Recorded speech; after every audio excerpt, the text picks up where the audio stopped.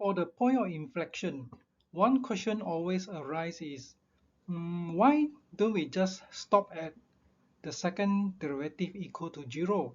Why we need to do further tests like gradient test or the concavity test to confirm it is a point of inflection? Let's study these two examples. Question 1 has a minimum point and question 2 has a point of inflection. If we do until the second derivative, both of these equal to 0.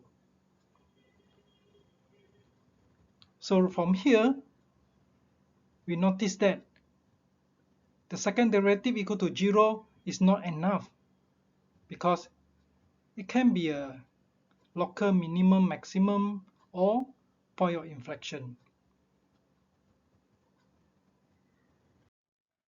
So by the gradient test, we can confirm, we can make conclusion that this is a local minimum point. So you must realize that local maximum minimum point can also make the second derivative equal to 0. Now we look at question 2. So we cannot just stop at the second derivation equal to 0. We need to do the gradient test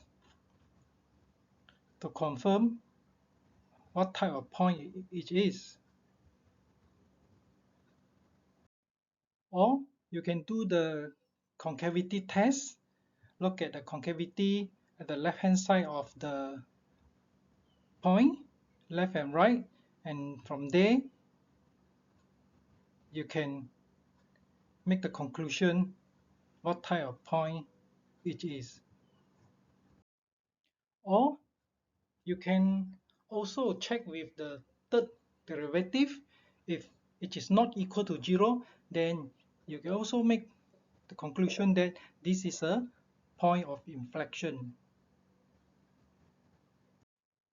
So from the two examples just now, to determine whether a stationary point is a point of inflection or not, you cannot just stop at the second derivative equal to 0. You need to continue to test, to do the gradient test or the concavity test, or check with the third derivative. But if each is equal to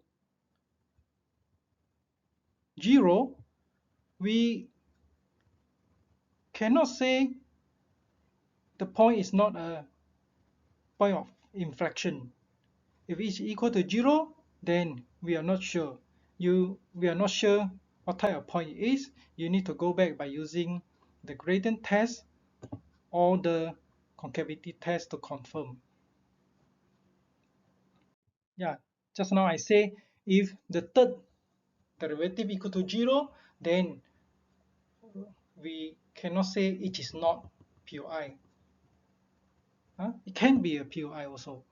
So we need to do the gradient test or the concavity test.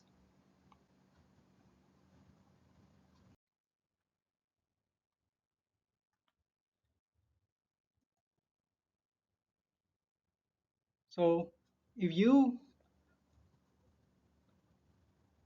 do the third derivative, and for this question it is equal to 0. So when equal to 0, we cannot make any conclusion.